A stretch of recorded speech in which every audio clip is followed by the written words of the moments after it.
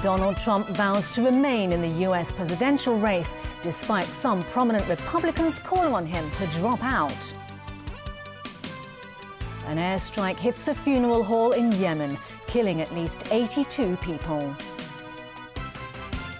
And in Germany, a manhunt for a Syrian man suspected of planning a bombing attack.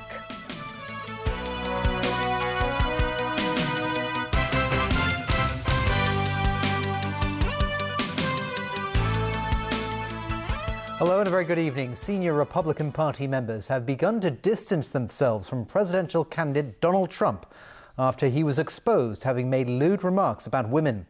The controversy comes less than a day before the second presidential debate with Hillary Clinton, a contest Trump needs to do well in to salvage his campaign. It's looking increasingly dire for Republican candidate Donald Trump after his lewd comments about groping and having sex with women kicked up a storm of controversy around the world. Senior Republicans have begun distancing themselves from their party's presidential nominee, with many retracting their endorsements and even calling on him to drop out of the race altogether. Among those deserting him are Senator John McCain and former Secretary of State Condoleezza Rice. At a rally for his congressional campaign, U.S. House Speaker Paul Ryan acknowledged the difficult position Trump had put the GOP in. Let me just start off by saying there is a bit of an elephant in the room. And it is a troubling situation. I'm serious, it is. Ryan didn't want to talk about Trump at the rally, saying he had already made a statement in which he said he was sickened by the tycoon's comments. Still, Trump has vowed to fight on, saying he owes it to his supporters to stay in the race. He stressed how he has apologized for his remarks, adding it was only locker room banter and that they were made more than 10 years ago. But many Americans, already appalled by his bigoted remarks about Muslims and Mexicans, think this could be the last straw. Distasteful. It was a stupid thing to say. For a presidential candidate to say something like that is just beyond the pale. I don't think we're headed in the right direction with this. It frightens me a little bit because I don't think he has what it takes to run the country. All this is a godsend to Trump's Democratic rival Hillary Clinton, who will be looking to use the controversy to make it clear he is unfit to hold office when the pair square off in the second presidential debate later on Sunday. It's also a welcome distraction from a controversy of her own, in which the whistleblowing website WikiLeaks exposed speeches showing her endorsement of Wall Street and free trade. This puts her at odds with members of the Democratic Party who supported her rival Bernie Sanders, a coalition of young and leftist voters who Clinton needs to capture the White House. 2 Palm Springs, California police officers were killed yesterday as they were trying to resolve a family dispute.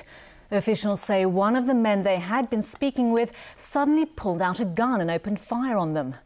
A third officer was wounded and is in hospital. The shooter was not immediately identified.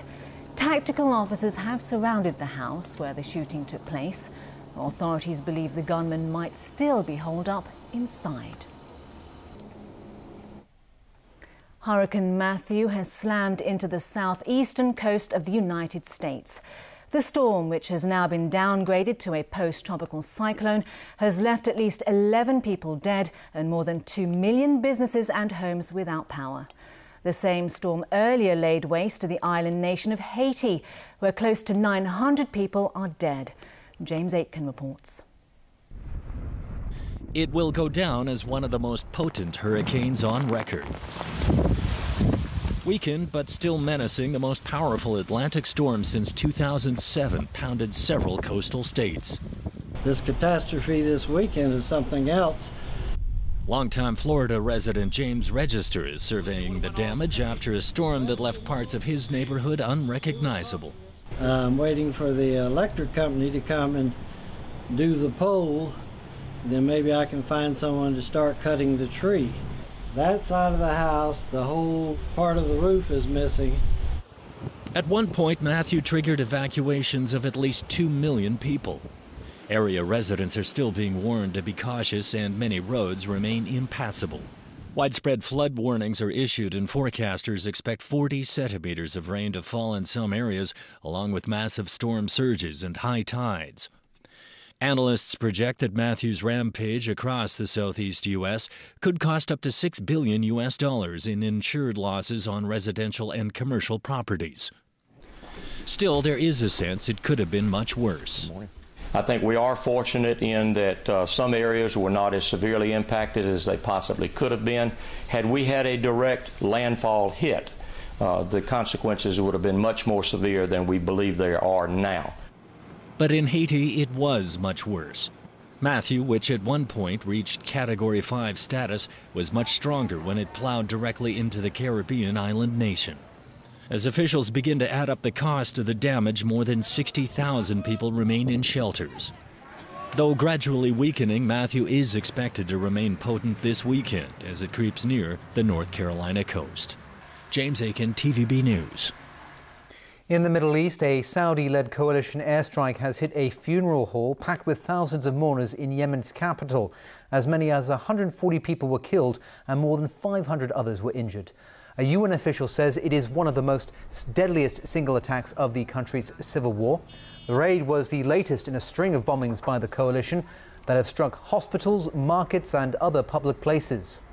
The dead and wounded included Shiite Houthi rebels who are fighting Yemen's internationally recognized government. Saudi Arabia said it will investigate what it called a regrettable bombing, but sources in the coalition denied there was an Arab coalition air role in the strike. The incident has prompted the United States to begin a review of its already reduced support for the coalition. Well, South Korea has summoned senior Chinese diplomats to protest an incident in which a Chinese fishing vessel reportedly sank a South Korean Coast Guard speedboat on Friday. South Korea says the Chinese vessel was illegally fishing in waters southwest of the city of Incheon. The Coast Guard boat had tried to intercept the Chinese ship, and in the confrontation it was sunk. There were no casualties in the incident, and crew members from the sunken speedboat were rescued. German police say they believe one of 3 men taken into custody over their contacts to a bomb plot suspect on the run might have been involved in the plan. Saxony police said today that 2 of those picked up yesterday in the eastern city of Chemnitz had been set free, but one is now being held on suspicion of being a co-conspirator. A nationwide hunt is underway for the suspect, identified as Jabir al-Bakr from Syria. Police on Saturday raided an apartment where he was thought to be and found several hundred grams of highly volatile explosives hidden, but the suspect was not there. Experts then destroyed the explosives in a controlled detonation. Russia has vetoed a French-drafted UN Security Council resolution that would have demanded an end to airstrikes and military flights over Syria's city of Aleppo. Meanwhile, a rival Russian draft text failed to get the minimum 9 votes in favour. Moscow's text was effectively the French draft with Russian amendments that removed the demand for an end to airstrikes on Aleppo. Russia only gained the support of China, Venezuela and Egypt for its draft resolution. A UN resolution needs 9 votes in favour and no vetoes to be adopted. The Russian text only received 4 votes in favour, so a veto was not needed to block it. The French draft received 11 votes in favour, while China and Angola abstained. Venezuela joined Russia in voting against it. It was the 5th time Russia has vetoed a UN resolution on Syria. The ruling Georgian Dream Party is strongly in the lead in the country's parliamentary election. With more than 2/3 of the votes counted, the Georgian Dream Party, which has been in power since 2012, had tallied just over 50% of the votes. The opposition United National Movement had about 27%. Both parties are pro-Western, but Georgian Dream also favours stable relations with its big Russian neighbour to the north. Russia and Georgia fought a short war in 2008, in which Moscow sided with separatists who control 1/5 of Georgian territory. And still ahead on the news tonight. Word that the government's columbarium plan has so far received support from 8 district councils. A survey shows subdivided flat tenants face steep rent hikes. And the auxiliary police commandant says many young people keen to join the force.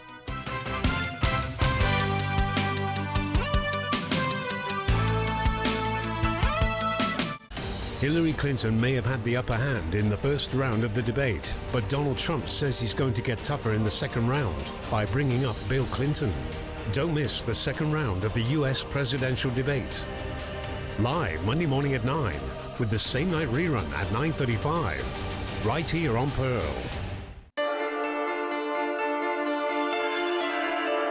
There are times when we just can't help ourselves. Hong Kong Tennis Open 2016. Highlights next Monday to Thursday night after the news roundup, and live from Friday to Sunday at these times on Pearl. Dido, dido, dido. Dido, dido, dido, dum. Oh, da da dee dum. Oh, da da dee dum. Da dee da do dee dum. Dido, dido, dido. Dido, dido, dido, dum. Dido, dido, dido. Da dee da do dee dum. Dido, dido, dido. Dido, dido, dido, dum.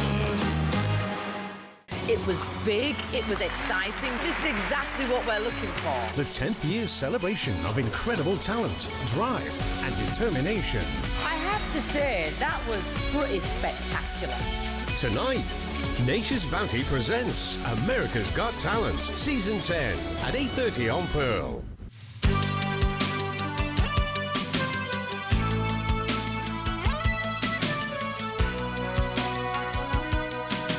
Welcome back. Secretary for Food and Health, Ko Wing-man, says thousands of new columbarium niches will become available in a couple of years' time to ease the shortage.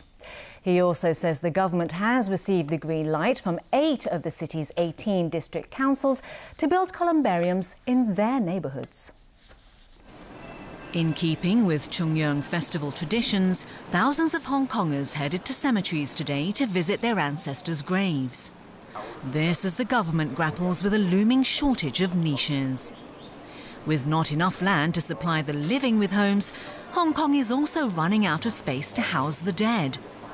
Secretary for Food and Health, Ko Wing-man, today highlighted the government's efforts to address the shortage. He pointed out that over the past 4 years, the government has received the green light from 8 district councils to build columbariums, providing some 500,000 niches. He expects hundreds of thousands of new public niches will become available from 2019 to 2025. But Ko stressed it wasn't easy getting district support to build them because local residents were concerned about the traffic and environmental impact the facilities would have on their neighbourhoods. The government has been promoting green burials, including the scattering of ashes into the sea and its special remembrance gardens to ease pressure on the city's cemeteries. Ko said those promotional efforts will continue, adding that he's willing to have a green burial himself. Last year, the Food and Environmental Hygiene Department carried out more than 4,000 such burials, accounting for nearly 9% of all burials. In June, the Ombudsman criticised the government for being too slow to provide more public columbariums, as it has only built 2 of the 24 planned sites over the past 5 years. And last month, the Town Planning Board rejected a proposal by Kerry Warehouse to convert one of its warehouses in Chai Wan into a private columbarium, providing some 82,000 urn spaces.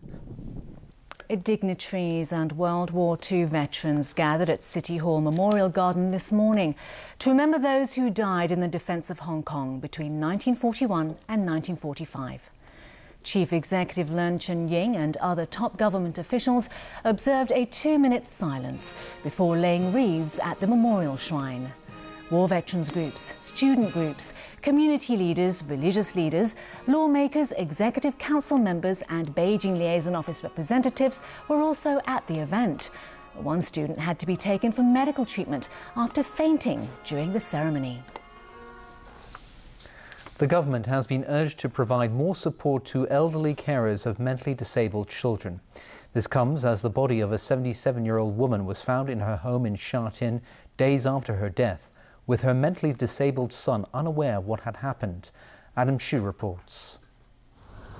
Firefighters broke their way into this apartment late last night and found the woman's body after the police received a report of a stench coming from the unit. Police believe the elderly woman passed out about 7 days ago and eventually died after failing to receive any treatment. She had been living with a 48-year-old son with mental disabilities for about 20 years on comprehensive social security assistance. Labour Party lawmaker Fernando Cheung said lengthy waiting for daycare service and a nursery home place, as well as inaccessible community support, are to blame for a tragedy like this. He suggests having social workers providing door-to-door service for elderly parents living with mentally disabled children. Adam Shu, TVB News. A survey has found that subdivided flat tenants in Hong Kong faced a higher rent increase than other private housing residents in the past 3 months. Rachel Leung has more details. Currently, more than 190,000 people live in subdivided flats in the city. Miss Ngai is one of them. She pays $3,500 a month for her rent. That's about half of her monthly household income. The group platform concerning subdivided flats and issues in Hong Kong, together with the Caritas Institute of Higher Education, visited 68 households living in subdivided flats over the past 3 months and collected rent data. Then, using the 2015 rental level as the base value, they formulated an index that reflects changes in rental and electricity costs faced by these residents. The October index stands at 398, a 13% rise when compared with the same time last year. The hike is almost twice as much as that for private housing. According to the survey, rent increases for subdivided units were especially steep in districts with well-established transportation networks, such as Kwai Chung and Tsuen Wan. Lawmaker Edward Yu, who's also an advisor to the survey organizers, say the monthly rent can account for up to 70% of these families' total household income. As the landlord would try to test the water, and normally they would try to ask for a much higher market rent and then try to check whether those newcomers would be able to afford. The landlord can make the best use of their information and try to cut their size to the minimum and then charge the maximum affordable rent. The groups also suggested the government should use abandoned schools and vacant civil servant dormitories to house families who are in need of a decent place to stay. Rachel Leung, TVB News. Hong Kong Auxiliary Police Chief Edgar Yang says young people remain keen to join the force that assists regular police officers. That's despite a widespread perception that young people in the city increasingly dislike the police following mass confrontations in recent years. Adam Shu has the story. The same training and almost identical outfit as those of regular police officers. For over a century, auxiliary police officers, mostly working part-time, have been playing an indispensable yet almost invisible role in upholding the city's law and order. Edgar Yang, commandant of the 4,000-strong force, says as mass protests are on the rise in recent years, the regular police force has an increasing need for their support. Demonstrations happened that we take care of the district policing, all right, beat patrol, protecting police stations. We managed people during the POE or any of the crowd gathering areas. However, when things happening on violence, we will retreat, okay? We have to protect ourselves first, and the regulars going to stand in front to handle it. Yang says a negative perception of the police among some young people in recent years has not kept the young from wanting to be a part-time officer. The community has some young adults in the past couple of years that they are willing to see how they can contribute as a police officer. However, without losing their interest or what we call their attachment with the principal employment. So they take a part-time to serve the community. He says the young applicants are getting more competent over the years, whether physically or intellectually. Adam Zhu, TVB News. The Junior Chamber International Hong Kong has announced the results of this year's 10 Outstanding Young Persons Award. There are only 5 laureates this time round, the fewest in 15 years. One of them is 10-pin bowling world champion Wu Xiu Hong. He has several titles under his belt, including an individual silver at the Asian Games in Incheon 2 years ago. Wu is a cancer survivor. The disease claimed his father's life 5 years ago. Other awardees include investment manager Fiona Wong, blind theatre artist Koma Chan, engineer Tony Ip, and scientist Edward Choi. Chief Judge Anthony Wu said the laureates must be distinguished in all aspects, noting that it had also happened in the past that fewer than 10 candidates were given the awards. All right, Tony, what's happening in the world of sport? Well, we've got the E-Prix to talk about, but first we're going to begin with boxing. Hong Kong's Rek Cho improved his record to 20-0, beating Japan's Ryuta Mikawa in a slugfest last night in Wan Chai. There were a few dull moments for the 5,000 fans in attendance as Cho and Mikawa traded punches for 10 rounds. Neither fighter was knocked down, but both took some heavy shots. Cho was awarded a lopsided points decision by the judges, although it was his toughest test to date. His team is now looking to book a world title fight for the Wonder Kid, likely in the early part of next year. Meanwhile, this was the first loss for Mikawa in 13 pro fights. Moving on to motor racing and the Formula E in Hong Kong. Swiss driver Sebastian Buemi won the inaugural Hong Kong E-Prix, the opening race of the Formula E season. The harbourfront was the backdrop for this stop of the electric car racing series, now in its third year. Brazil's Nelson Piquet Jr. started from pole position and led the early stages.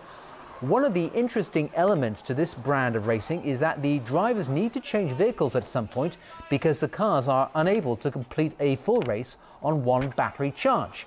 Buemi crossed the finish line more than 2 seconds ahead of Lucas Di Grassi of Brazil. Germany's Nick Heidfeld was third. Buemi is the defending drivers' champion.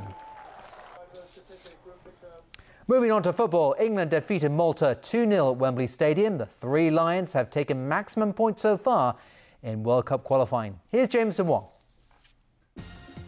Daniel Sturridge opened the scoring at the half hour against Minnows Malta at Wembley. Dele Alli doubled the advantage before halftime. England made it 2 wins from 2 games in World Cup qualifying.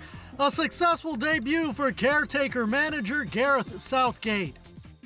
We at times played some really nice stuff in both halves, had plenty of chances to have made it more comfortable, and I think in the second half subconsciously there was a feeling the game was won, and looking towards Tuesday physically, we didn't bomb forward as we might have done if the scoreline had been a bit tighter. So I think there's certainly room for improvement.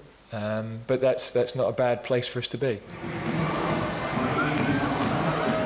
In Major League Soccer, Colorado defeated Houston 3-2. Dominic Badji scored twice for the Rapids. They're headed for the playoffs while the Dynamo were eliminated from postseason contention. Jameson Wong, TVB News. To the baseball playoffs now, and the Chicago Cubs beat the San Francisco Giants 5-2 in the National League Division Series. Travis Wood hit a solo home run in the 4th inning. He became the first relief pitcher to hit a postseason homer in more than 90 years. The Cubs lead the best-of-5 series 2-0. Game 3 is in San Francisco on Monday. Chicago finished the regular season with the best record in baseball. One more win will get them a step closer to their first World Series title in more than a century. Got him in order. Fan 2. Right, good stuff, Tony. Thank My you. old classmate is a Cubby fan. So oh, wow. Good season for him. Good watching. Yeah. Well, that's the news for now. So thanks for watching. Thanks for watching. Good night. Bye-bye.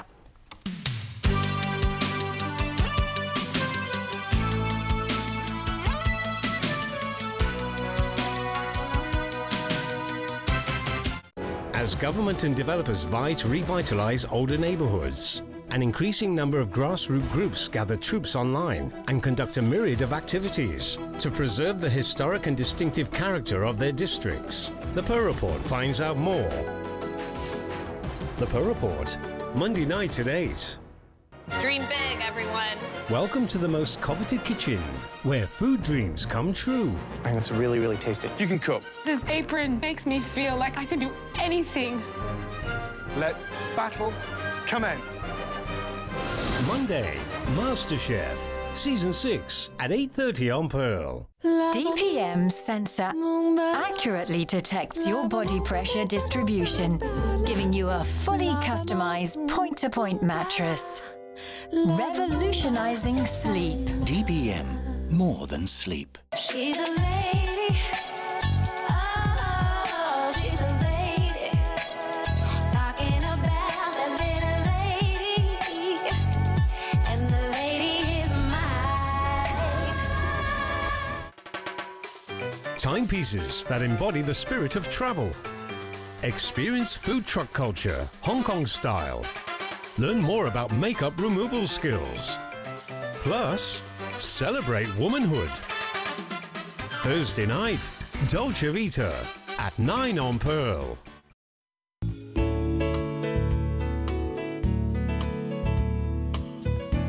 Good evening. It was mainly cloudy with 1 or 2 rain patches. There were sunny intervals during the day. At 5 p.m, Tropical Storm Erie was centred about 150 kilometres northeast of Dongsha and is forecast to be slow-moving and linger over the northern part of the South China Sea. Up until 5 p.m, today's temperatures ranged from 25.6 to 28.8 degrees, and the relative humidity was between 62 and 73%. The current temperature is 26 degrees Celsius, with the relative humidity standing at 73%. So, Freddie, how's the weather tomorrow?